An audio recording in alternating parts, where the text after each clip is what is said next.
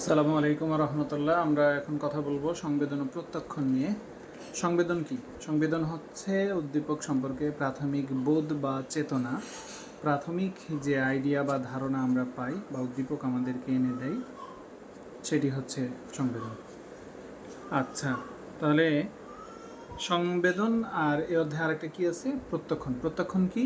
ওই সংবেদনের যে প্রাথমিক বোধ, এটাকে যখন আমি অর্থপূর্ণভাবে ব্যাখ্যা করতে পারবো যে এটা কি, অর্থপূর্ণভাবে যখন ব্যাখ্যা করতে পারবো সংবেদনকে, তখন সেটা হয়ে যাবে প্রত্যক্ষণ।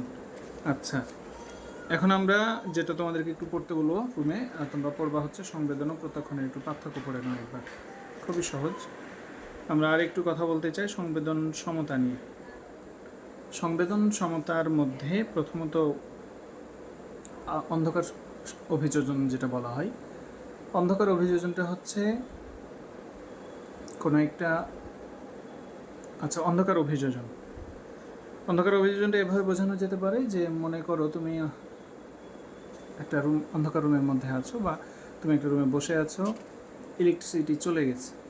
প্রথমে তুমি সব কিছু অন্ধকার দেখো, কিচ্ছু চারদিকে মানে চারপাশে কিচ্ছু তুমি বুঝতে পারো না।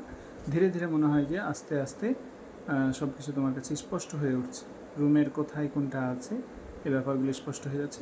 এই অভিযোজনটাকে বলা হয় অন্ধকার অভিযোজন। আচ্ছা, 2 নম্বরে কি? আলো অভিযোজন। তুমি যখন হঠাৎ করে অন্ধকার থেকে বাইরে আসবা, তখন দেখবা তীব্র আলো, বা প্রখর রোদে যদি বের হও, সূর্যের দিকে তাকাও, দেখবা তীব্র আলো, কিচ্ছু দেখতে পাচ্ছ না। আলোতে মনে হচ্ছে তুমি সব অন্ধকার দেখছো বা ঝাপসা দেখছো, কিন্তু ওখানে যদি অবস্থান করো, তাহলে কিছুক্ষণ পরে তোমার কাছে চারপাশ খুব স্পষ্ট হয়ে যায়। এটাকে বলা হয় আলো অভিযোজন। এরকম শব্দ অভিযোজন আছে, গন্ধ অভিযোজন আছে, তাপ ও সত্য অভিযোজন আছে। যেমন গরম কোনো কিছু প্রথমে হাত দিলে মনে হয় যে প্রচণ্ড গরম, হাত দিয়ে রাখা যাচ্ছে না, কিছুক্ষণ পর মনে হয় এই তাপটা সহনীয় হয়ে গেছে। শব্দের ক্ষেত্রে একই কথা। শব্দের ক্ষেত্রে কথাটা হচ্ছে কি, তুমি কোনো কোলাহলপূর্ণ জায়গায় গেলে মনে হবে এত শব্দ, কিছুক্ষণ থাকার পরে মনে হবে না, এটা শব্দের তীব্রতা কমে গেছে। আসলে তীব্রতা কমে নাই, তুমি সেখানে অভিযোজন করে নিয়েছো, মানিয়ে নিয়েছো। আচ্ছা, তাহলে প্রত্যক্ষণের সংজ্ঞা তো আমরা দিয়েছি। এবার প্রত্যক্ষণ সংগঠন কিভাবে হয়, প্রত্যক্ষণটা ঘটে কিভাবে, এর 2টা প্রক্রিয়া আছে। একটা হচ্ছে উদ্দীপক উপাদান বা বস্তুনিষ্ঠ শর্ত, আর একটা আছে জৈবিক উপাদান বা হচ্ছে ব্যক্তিনিষ্ঠ শর্ত। বস্তুনিষ্ঠ শর্ত মানে এটা সবার ক্ষেত্রে একই রকম। যেমন ছবিতে একটা, আচ্ছা এখানে দেখো প্রথম যে ছবিটা, এখানে যে ডট বলগুলো আছে এগুলো, এখানে এই ছবিটার কথা যদি চিন্তা করো, তাহলে তুমি পাশাপাশি এই ডট বলগুলোকে কিন্তু দেখছো একসাথে। তুমি কিন্তু এই ডট, এই ডট, এই ডট, এই ডট এগুলোকে কিন্তু দেখছো না। তুমি দেখছো কিভাবে? পাশাপাশি এইখানে। এই দেখার যে কারণটা, এটাকে বলা হচ্ছে নৈকট্য। এই ডট বলগুলো পাশাপাশি আছে। এরপরে দেখো সাদৃশ্য। এই যে পরের ছবিটা দেখায় তোমাকে, এই ছবিটাতে দেখো তুমি কিন্তু আবার এই পাশাপাশি দেখছো না, তখন তুমি এই সব কালোগুলো একরকম দেখছো, সাদাগুলো একরকম দেখছো। কেন? একই জাতীয় বৈশিষ্ট্য, এটাকে বলা হয় সাদৃশ্য। এরপরে আসো ধারাবাহিকতা। আমরা এই যে এই ছবিটাতে যদি বলি, এই নিচের ছবিটা, যে এই ঢেউটা কোনটা দিয়ে যাবে, এখানে 3টা অপশন আছে, নিচ দিকে যাবে, ওপর দিকে যাবে, নাকি সোজা বের হবে। দেখো ধারাবাহিকভাবে একটা ঢেউ কিন্তু এইভাবে যাওয়ার কথা, ফলে তুমি অনায়াসেই বলবা যে এটা মধ্য দিয়ে যাবে। এই ব্যাপারগুলো সবার ক্ষেত্রে একই রকম, আমরা এভাবেই দেখে থাকি। বিশেষ পরিচিতি, যে রূপটি আমাদের কাছে বিশেষ পরিচিত, তার সহজেই মানে মনে করো যে অনেক ভিড়, এটা হাজার হাজার লাখ লাখ লোকের ভিড়ও কিন্তু তুমি তোমার মধ্যে খুব সহজেই খুঁজে পাবা। ফাঁক পূরণ করে চিন্তা করা মানে হচ্ছে আমরা কোনো একটা কাঠামোর মধ্যে অল্প একটু যদি বিচ্যুতি থাকে, আমরা সেটাকে কেয়ার করি না। যেমন এই ছবিটা দূর থেকে দেখো, এটা তোমার কাছে একটা ত্রিভুজ মনে হচ্ছে, আসলে এটা ত্রিভুজ না। তুমি এখানে দেখো এই কোণায় একটু ফাঁকা আছে, এখানে একটু তাকিয়ে দেখো এই কোণায় ফাঁকা আছে। তো দুই পাশে ফাঁকা আছে, ফাঁকা থাকলে তো এটা ত্রিভুজ হয় না, কিন্তু আমরা কিন্তু দূর থেকে এটাকে একটা ত্রিভুজই দেখছি। আচ্ছা, এরপরে হচ্ছে সাধারণ ধর্ম বা বৈশিষ্ট্য। এই যে নিচে যে ছবিটা আছে এটা দেখো, এখানে মোটা এবং চিকন 2 রকম তীর আছে, কিন্তু তুমি মোটা চিকন এভাবে দেখছো না। তুমি কি দেখছো? যে তীরগুলো এই পাশে আসছে সেটাকে একসাথে দেখছো, যে তীরগুলো এই পাশে চলে গেছে সেটাকে একসাথে দেখছো। এই যে দেখার ব্যাপারটা, এটাকে বলা হয় সাধারণ বৈশিষ্ট্য। এগুলো ছিল বস্তুনিষ্ঠ। এবার আসো জৈবিক কিছু উপাদান, মানে ব্যক্তিতে ব্যক্তিতে আলাদা হবে। যেমন ঝোঁক। ঝোঁক নিয়ে বিস্তারিত বলেছি, খুব সহজ করে বলি। মনে করো তোমার প্রাণী জাতীয় জিনিস দেখতে ভালো লাগে বা শব্দ শিখতে ভালো লাগে, তুমি যে কোনো জায়গায় প্রাণী জাতীয় জিনিস খুঁজে পাবা বা মিলাবার চেষ্টা করবা। আচ্ছা, তোমার যদি ভ্রমণ করতে ভালো লাগে, তুমি সব জায়গার মধ্যে ভ্রমণ খুঁজে বের করতে ভালোবাসবা। তোমার যদি পলিটিক্স ভালো লাগে তাহলে সব জায়গার মধ্যে তুমি পলিটিক্সের একটা সম্পর্ক বের করবে। এই যে এটা হচ্ছে ঝোঁকের ব্যাপার। চাহিদা, চাহিদা হচ্ছে ব্যক্তির চাহিদা প্রত্যক্ষণকে। যেমন তোমার ধরে নাও শার্ট কেনার প্রচণ্ড ইচ্ছা, বা তুমি শার্ট কেনার অভাব বোধ করছো, যেমন শার্ট নেই, বাজারে গেলে শুধু শার্টের দিকে তাকিয়ে থাকতে ইচ্ছা করবে। পাশে যত দামেরই শাড়ি থাকুক না কেন বা অন্য যায় কিছু থাকুক, সেটার দিকে তোমার নজর যাবে না। এটা হচ্ছে তোমার চাহিদার উপরে। আবার তুমি যদি একজন মেয়ে মানুষকে পাঠিয়ে দাও, সে কিন্তু কসমেটিক্স জিনিসের দোকানে তার নজর যাবে ভালো।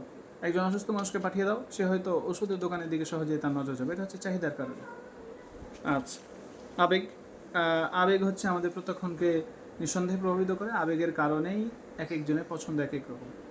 আমরা মাঝে মাঝে বলি যে ইংল্যান্ডের মানুষরা শুধু ফর্সা কিন্তু সুন্দর না, এটা তোমার কাছে। ইংল্যান্ডের মানুষের কাছে হচ্ছে রাজধানী। আবার বাংলাদেশের মানুষ একটু শ্যামলা, শ্যামবর্ণের, বাইরের মানুষ এসে বলো আচ্ছা এরা তো সব নিগ্রো টাইপের, বাইরে হচ্ছে কালো মানুষ। তা আমাদের কাছে কিন্তু আমাদের দেশের মানুষেরাই বেশি সুন্দর। এটা ইমোশনের কারণে। আচ্ছা, ইমোশনের কারণে তুমি তোমার এক সিলেটি ভাইকে কাছে পেলে তাকে যতটা যত্ন করবে, তুমি হয়তো বাইরের দেশের মানুষকে ততটা প্রায়োরিটি দিবে না। আবেগের ক্ষেত্রেই হয়তো একজন যে কোনো মানের একজন মানুষকে তোমার প্রচণ্ড সুন্দর লেগে যেতে পারে। আবার খুব ভালো চকচকে একটা জিনিসও আবেগের কারণে খারাপ লাগতে পারে। মূল্যবোধ। মূল্যবোধের পরীক্ষণপাত্র মূল্যবোধের সাথে পরিচিত শব্দকে সহজে দিন। মনে করো ধর্মীয় মূল্যবোধ কাজ করছে, তুমি ওয়াজ, দান, সাদকা, হালাল, হারাম, হজ, এই শব্দগুলো তোমার সহজে নজর কাড়বে। অন্যরা হয়তো এই শব্দগুলোকে প্রায়োরিটি দেবে না, কিন্তু তুমি যেহেতু ধর্মীয় মূল্যবোধে বিশ্বাস করো, তোমার এই ধর্মীয় শব্দগুলো, তুমি যদি আর্থিক মূল্যবোধে বিশ্বাসী হও, তাহলে অর্থ লেনদেন সম্পর্কিত যত জায়গায় খবর আছে তোমার কান খাড়া হয়ে যাবে, তুমি সেখানে নজর দিবে, প্রত্যক্ষণ করবে। অন্যরা হয়তো সেটাকে প্রায়োরিটি দেবে না। আচ্ছা, মনোভাব, আগ্রহ, শিক্ষণ, ক্লান্তি, এই সবগুলো আমাদের এভাবে ব্যক্তিনিষ্ঠভাবে প্রভাব ফেলে। এবার চলে আসো প্রতীক পটভূমি। আমরা যখন কোনো একটা জিনিসকে দেখি, ওই জিনিসটা পুরোটা একসাথে দেখি না, আমরা যে জায়গাটুকুকে ফোকাস করি, সামনে আনি, সেটা হচ্ছে প্রতীক।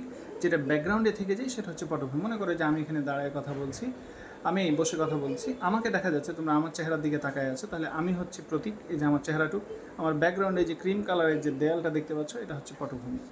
এই প্রতীক পটভূমি কয়েক ধরনের। একটা হচ্ছে অপরিবর্তনশীল, যেমন আমি তোমাকে ছবি দেখাই, এই যে এই ছবিটা, এটাকে তুমি যত অ্যাঙ্গেল থেকে যাই দেখো, এটা একটা তীর চিহ্ন ছাড়া আর কিছু দেখবে না। আরেকটা আছে পরিবর্তনশীল, এই যে নিচের ছবিটা, এটা যদি সাদা অংশটাকে তুমি সামনে আনো, তাহলে এটা একটা ফুলদানি মনে হবে। আর কালো অংশটাকে যদি সামনে আনো, সাদাটাকে ব্যাকগ্রাউন্ডে নিয়ে যাও, তাহলে মনে হবে দুইটা মুখের ছবি পরস্পর তাকিয়ে আছে। এটা হলো পরিবর্তনশীল। আচ্ছা, আরেকটা আছে দ্ব্যর্থবোধক প্রতীক পটভূমি। দ্ব্যর্থবোধক প্রতীক পটভূমিটা কি?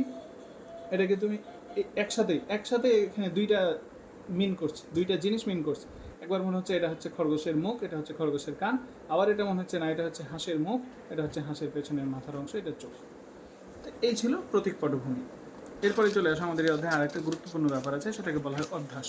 অভ্যাস কি? কোনো উদ্দীপক উপস্থিত থাকে, কিন্তু উদ্দীপককে আমরা যখন ভুলভাবে প্রত্যাখ্যান করি, তখন সেটাকে বলা হয় অভ্যাস। মনে করো তোমার রাস্তায় একটা ভিজা দড়ি পড়ে আছে, তোমার খালি পায়ে হাঁটছো, পায়ের ওপর পড়ে গেলো, তুমি মনে হচ্ছে ওয়াল্লাহ এখানে একটু সাপ পড়ে আছে। এই যে দড়িকে তুমি সাপ মনে করাটা হচ্ছে তোমার জন্য অভ্যাস। তুমি যখন রাতে হাঁটো, তুমি হাঁটছো, দেখছো চারটা তোমার সাথে হাঁটছে। আসলে কি চার তোমার সাথে হাঁটছে না, কিন্তু তুমি সেভাবে দেখছো, এটা হচ্ছে অভ্যাস। এ ধরনের নানান অভ্যাস আমরা পড়িয়েছি। গতি অভ্যাস। তুমি যখন ট্রেনের মধ্যে যাও, মনে হয় যে পেছনের দিকে গাছগুলো দৌড়াচ্ছে, তুমি সামনে দৌড়াচ্ছ, আসলে ট্রেনের গাছগুলো কি দৌড়ায়? মোটেও দৌড়ায় না, এটা হচ্ছে গতি অভ্যাস। আরেকটা আছে অলিক প্রত্যক্ষণ। উদ্দীপক নাই, কিচ্ছু নাই, কিন্তু তুমি দেখছো। উদ্দীপক নাই, কিচ্ছু নাই, কিন্তু তুমি প্রতিক্রিয়া করছো, তুমি দেখছো, তুমি ফিল করছো। এটা হচ্ছে ভ্রান্ত প্রত্যক্ষণ। ভ্রান্ত প্রত্যক্ষণে আমি যদি বই থেকে একটু সংজ্ঞাটা তোমাকে বলি, সেটা কেমন? যে বাস্তবে কোনো উদ্দীপক নেই, অথচ তাকে প্রত্যাখ্যান করা হয়। তোমার রুমে কেউ আসে নাই, অথচ তুমি খেয়াল করছো তোমার রুমে তোমার বন্ধু এসে বসে আছে। তুমি অসময়ে গেছো, দেখছো যে একটা কাটা হাত থেকে টপ টপ করে রক্ত পড়ছে। তুমি হাঁটছো রাতের বেলা, বাসায় ফিরছো, দেখছো তোমার পিছন পিছনে একজন হেঁটে আসছে, তুমি পায়ের শব্দ পাচ্ছ, তার ছায়া দেখছো, সব কিছু দেখছো, আসলে বাস্তবে কেউ নাই। তাহলে এটা কার ক্ষেত্রে হবে? আমি কি সুস্থ মানুষ, আমার সাথে কি এরকম ভয়ঙ্কর ব্যাপারগুলো হতে পারে? না, এটা হয় মানসিক অসুস্থ যারা, এই ধরনের মানুষের ক্ষেত্রে হ্যালুসিনেশন বা অলিক প্রত্যক্ষণ হতে পারে। আচ্ছা, এরপরে আমরা এই অধ্যায়ের আরেকটি গুরুত্বপূর্ণ পয়েন্ট আছে, সেটা হচ্ছে মনোযোগ। মনোযোগ কি? মনোযোগ হচ্ছে অনেকগুলো উদ্দীপকের মধ্যে থেকে তুমি কেন্দ্রবিন্দুতে জানিয়ে আসো, প্রত্যক্ষণের কেন্দ্রবিন্দুতে জানিয়ে আসো যে জিনিসটাকে তুমি প্রত্যক্ষণ করতে চাচ্ছ অনেকগুলো উদ্দীপকের মধ্যে থেকে, তাই হচ্ছে মনোযোগ। মনোযোগের এরকম অনেকগুলো শর্ত আছে। মনোযোগের কিছু বস্তুনিষ্ঠ শর্ত আছে যেগুলো সবার ক্ষেত্রে একই রকম, আর কিছু হচ্ছে ব্যক্তিনিষ্ঠ। বস্তুনিষ্ঠগুলো কেমন? যেমন আকার। যেমন আকারে বড় কোনো কিছুকে, আমরা যে কেউ আকারে বড় কোনো কিছুর দিকে তাকিয়ে থাকি। মনে করো তোমার সামনে একটা হাতি আছে, হ্যাঁ, রাস্তাতে হাতি যাচ্ছে, তুমি হেঁটে যাচ্ছ, স্বাভাবিকভাবে তুমি না, সকল মানুষেরই নজর হাতির দিকে পড়বে, এটা আকারের কারণে। এরপরে তীব্রতা, উচ্চস্বর। একটা অ্যাম্বুলেন্স ধরো সাইরেন বাজিয়ে তোমার পাশ দিয়ে হেঁটে যাচ্ছে, তীব্র শব্দ।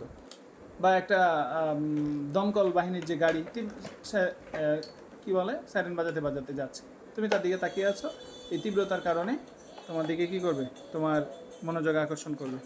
গতিশীলতা, আমরা গতিশীল বস্তুর দিকে নজর দিই বেশি। রাস্তাঘাটে বিলবোর্ডগুলো আছে, যেগুলো পোস্টার টাঙানো আছে, যেগুলোতে এটার দিকে আমরা নজর কম দিই, কারণ কিছুদিন পর মনে হয় এটার উজ্জ্বলতা কমে যায়, ধুলো পড়ে যায়, ভালো লাগে না। কিন্তু যেটা ইলেকট্রিক বোর্ড, সেখানে সারাক্ষণ নাটকের মতো করে চলতেই আছে অ্যাড, আমরা দেখবো যে ওইটার দিকে বেশি নজর দিই। গতিশীল বস্তু আমাদের আকর্ষণ করে। পুনরাবৃত্তি, বারবার। আমরা খেলা দেখি, তখন দেখবা কোনো একটা পণ্যের মানে বিজ্ঞাপনটা বারবার দেওয়া হয়। কেন? এটা সাইকোলজি কাজে লাগিয়ে। মানে তুমি দেখতে আগ্রহী না, কিন্তু তোমাকে জোর করে খাওয়ানো হবে, তোমার মনোযোগে আনা হবে, তোমাকে কিনতে বাধ্য করা হবে ওই পণ্য। কেন? এটা কোন পলিসি অ্যাপ্লাই করে? এই যে পুনরাবৃত্তি, বারবার দেখাতে একসময় তুমি সেটাতে মনোযোগ আকর্ষণ করে ফেলে। নতুনত্ব, নতুন জিনিসের প্রতি আমাদের আকর্ষণ বাড়ে। ক্লাসে নতুন একজন ছাত্র আসছে বা একজন ছাত্রী আসছে, তার দিকে সবাই তাকিয়ে থাকো। কোনো একজন শিক্ষক নতুন আসছে, তার দিকে তোমরা তাকিয়ে থাকো। নতুন যে কোনো কিছুর দিকে আমরা তাকিয়ে থাকি। আচ্ছা, দীর্ঘস্থায়িত্ব, যে জিনিসটা দীর্ঘস্থায়ী সেটা আমাদের সহজে মনোযোগ আকর্ষণ করে। আচ্ছা, এরপরে আসো বৈপরীত্য বা বৈসাদৃশ্য। 10 জন লোক বসে আছো, সবাই হচ্ছে বাংলাদেশি, একজন হচ্ছে ইউরোপিয়ান, সহজে ইউরোপিয়ান তার নজর কাড়ে।